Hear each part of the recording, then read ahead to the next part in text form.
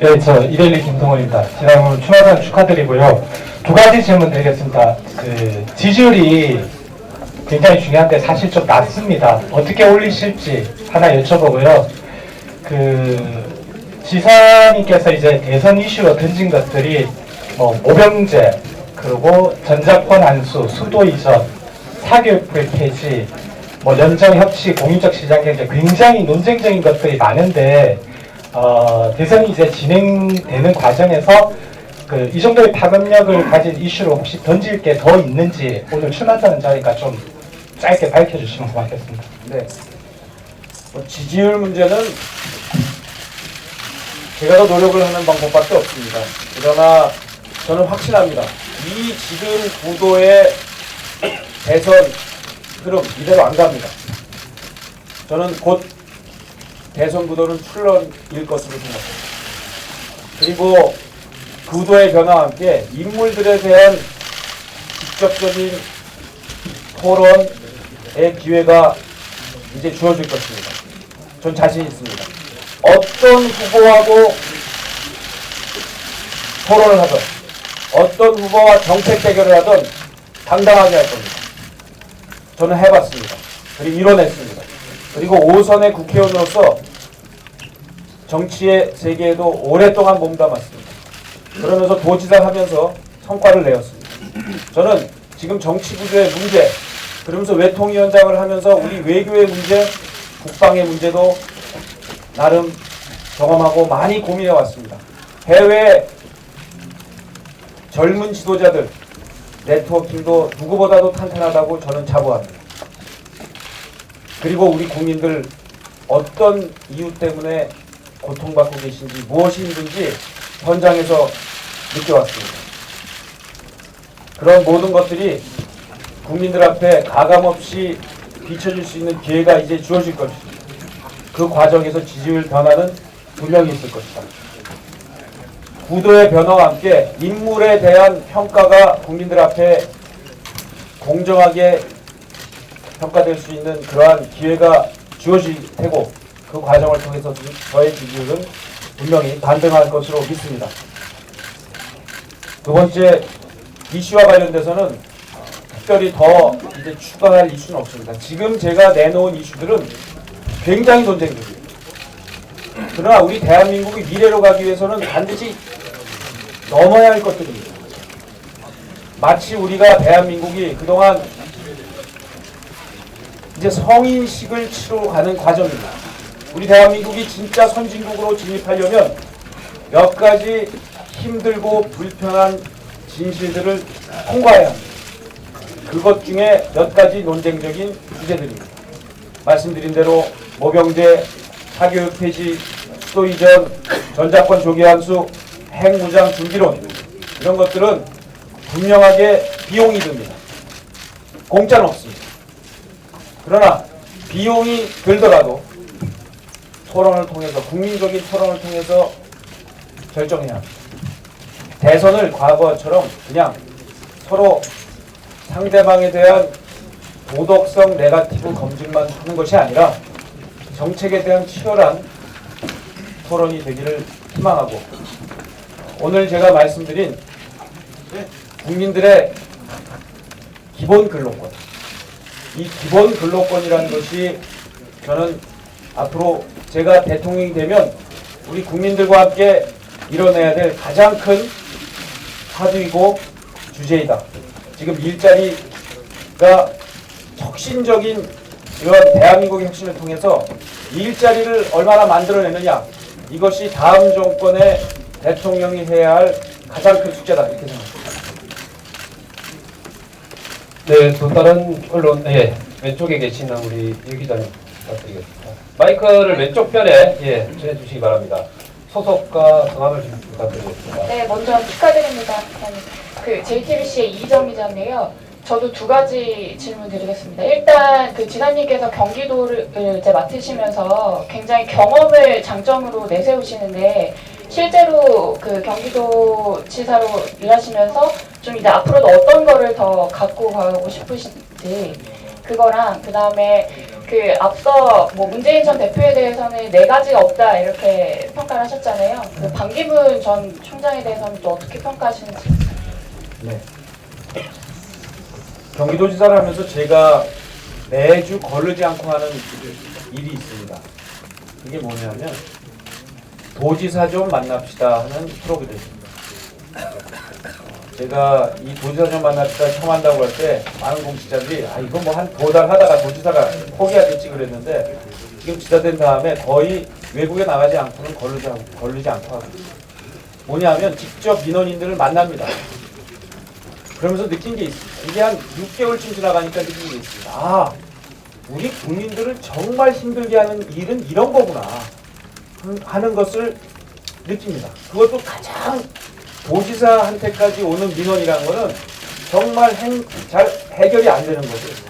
근데 이게 6개월, 1년, 2년 하다 보니까 공통적으로 우리 국민들이 힘들어하는 게 이런 거구나를 느낄 수 있어요. 이것은 제가 중앙정치에서 5선을 했습니다만 그 5선을 하는 동안은 도저히 느낄 수 없었던 것이죠. 그 문제를 해결하는 것이 대통령과 정치인이 해야 될 일입니다. 제가 대통령이 되면 지금 경기도에서 하는 것처럼 대통령 좀 만납시다라는 프로그램을 매주 할 것입니다. 대통령이 왜 국회의원도 안 만납니까? 야당 국회의원은 왜 안 만납니까? 대통령이 왜 우리 국민들은 만나지 않습니까?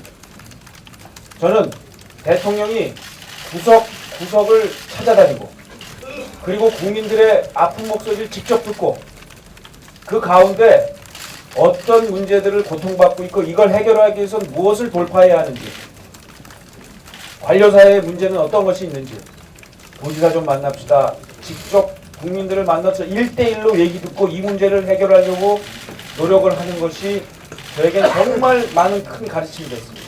오바마 대통령이 이런 얘기를 했어요. 국민들이 저를 가르쳐 주셨습니다. 저도 똑같이 느낍니다. 저는 국민들한테 배웠습니다. 그냥 중앙정치 무대에서 그냥 큰 담론 얘기만 했습니다. 그러나 국민들을 직접 만나보면서 국민들께 배웠습니다. 제가 대통령이 되면 국민들께 배우는 대통령이 될 것입니다. 이것이 바로 경기도에서 배운 가장 큰 교훈입니다. 반기문 전 총장님에 대해서는 외교 안보 분야에서는 이분만큼 큰 인적 네트워크와 경륜이 있는 분이 없을 겁니다. 그런 면에서 우리 대한민국이 큰 자산입니다. 제가 대통령이 되면 반기문 전 총장님은 제가 우리 대한민국의 국민들의 안전을 그리고 안보를 책임질 수 있는 책임자로 10고초려 20고초를 해서라도 모셔오겠습니다. 그리고 야당의 지도자들에게도 함께 손을 내밀어서 국가의 위기를 극복해내는 일을 할 것입니다. 단순히 자리를 드리는 것이 아닙니다. 이것은 권력을 나누는 겁니다. 권력을 나눔으로써 함께 할 수 있는 그러한 길을 열어가겠습니다. 반기문 총장님은 그러한 리더십이 장점입니다. 그러나 정치인들은, 정치 지도자는, 대통령은 저는 매일 결정하는 사람이라고 생각합니다. 매일 결정하고 매일 책임지는 사람입니다. 그러나 외교 전문가는 결정을 하기보다는 대통령과 정치 리더십이 만든 결정을 잘 실행하는 그러한 직업입니다. 그래서 DNA가 다릅니다.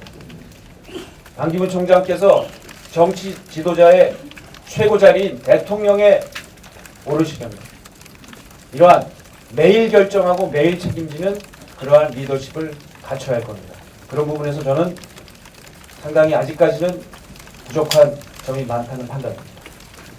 네, 감사합니다. 또 다른 기자분 질문 있으십니까? 네, 다시 왼쪽 뒤편에 마이크 전해주시기 바랍니다. 네, 동아일보 강석인데요. 저도 두 가지만 여쭤보겠습니다. 우선 당내에서 유승민 의원과 경선을 하셔야 되는데 유승민 의원에 비교했을 때 본인이 이제 후보가 되어야 되는 이유를 간략하게 좀 설명해 주시고, 그 다음에 이제 경선 방식에 대해서도 이제 논의를 시작해야 되는데, 그런데 당내에서 나오는 완전 국민 경선제랄지, 당원 포함한 경선 방식이랄지 어떤 부분을 좀 더 선호하시는지. 네, 감사합니다. 유승민 후보는 참 저하고는 오랜 인연이 있습니다.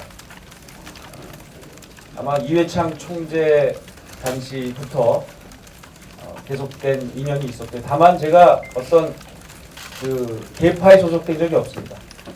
저는 친 이명박계도 아니고 친 박근혜계도 아니었습니다. 저는 그냥 늘 우리 언론님께서 붙여주신 그 이름표, 영원한 쇄신파, 영원한 소장파, 이것이 저의 정체성이었습니다. 그런 입장이었기 때문에 그동안 오면서 어떤 갈등도 없었고 어떠한 그 다툼이 정치적인 이해가 엇갈린 적이 없었습니다. 유승민 의원은 굉장히 훌륭한 후보입니다. 차이점이 있다고 하면 저는 우리 국민들의 정말 아픈 현실을 누구보다도 현장에서 경험했습니다. 그리고 실질적인 해법을 찾아왔습니다. 저의 주장은 주장이 아닙니다.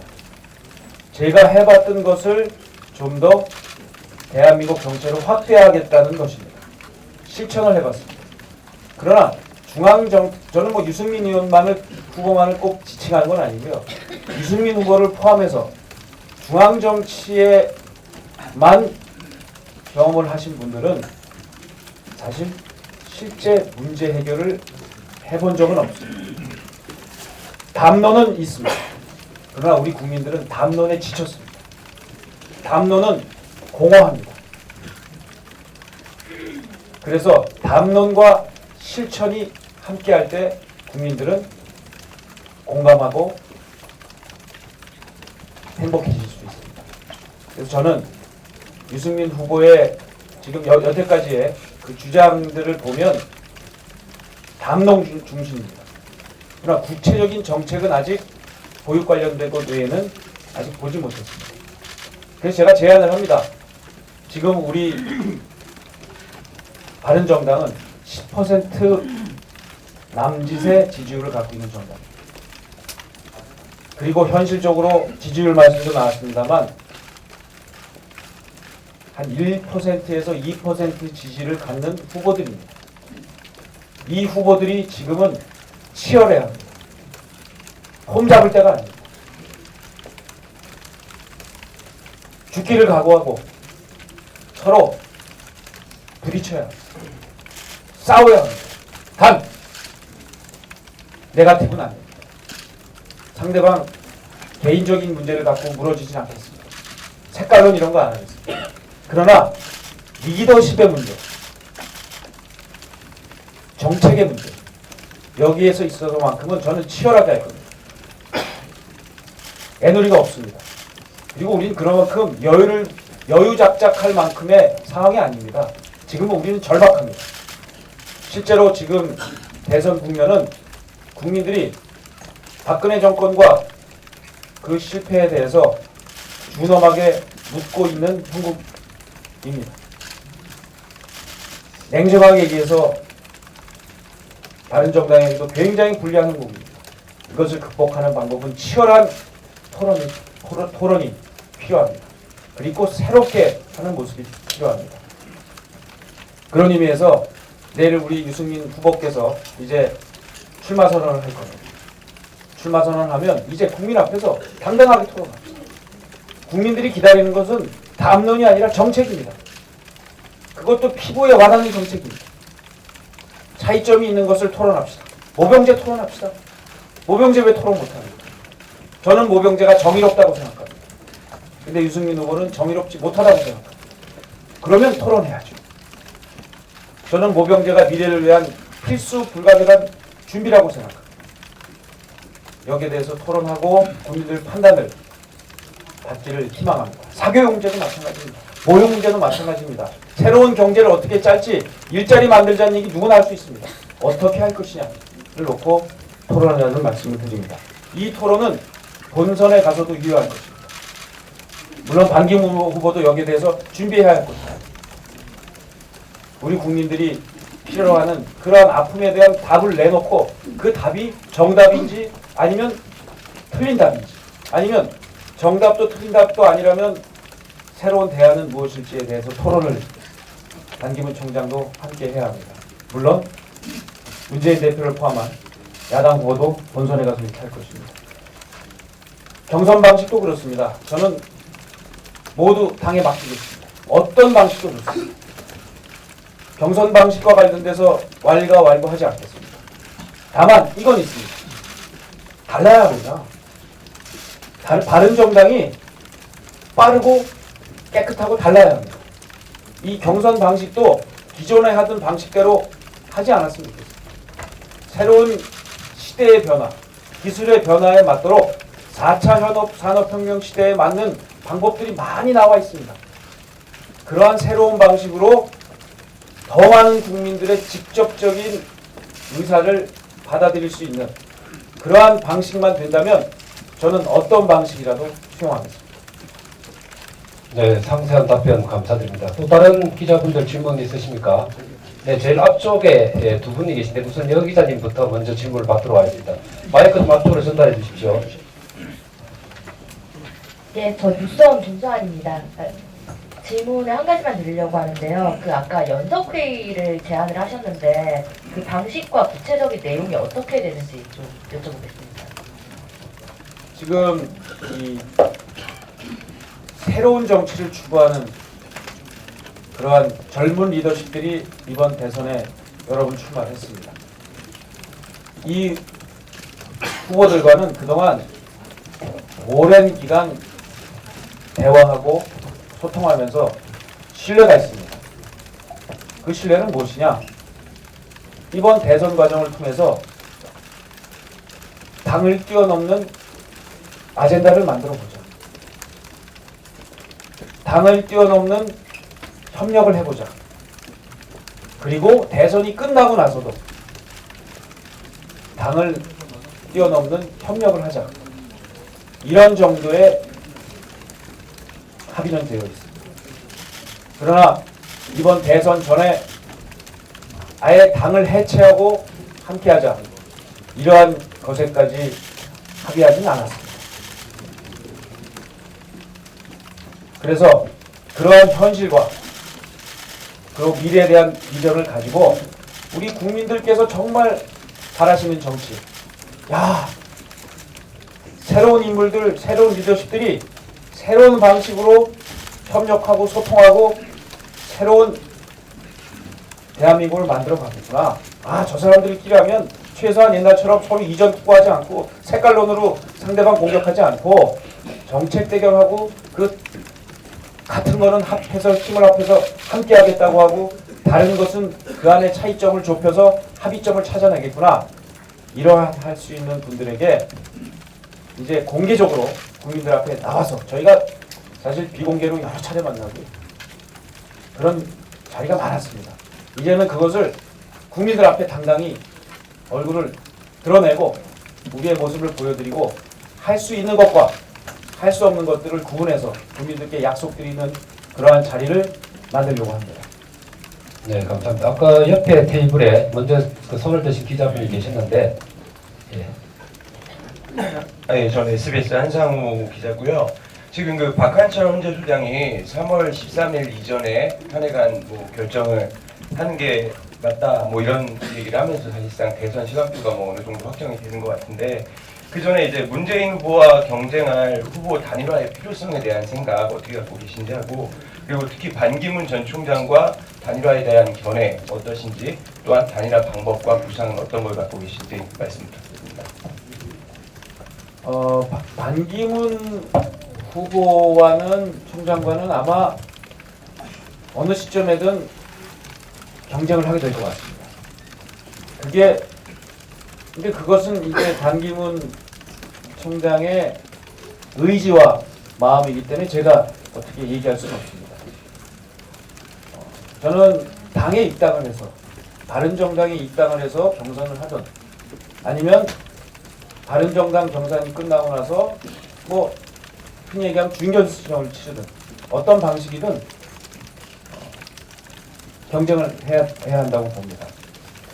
그 방식과 시기 이런 것들은 당에서 아마 과정과 이 시기를 결정해 주시지 않을까 싶습니다. 그것 역시도 당의 리더십을 믿고 가겠습니다. 문재인 전 후보만 빼고 다 모이자. 그건 동의하지 않습니다. 그런 편가르기를 하지 말자는 것이 새로운 정치의 모습입니다. 단 걱정되는 건 있습니다.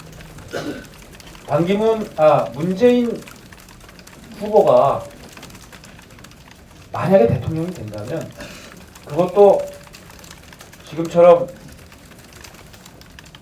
좁은 협력 그리고 당내 패권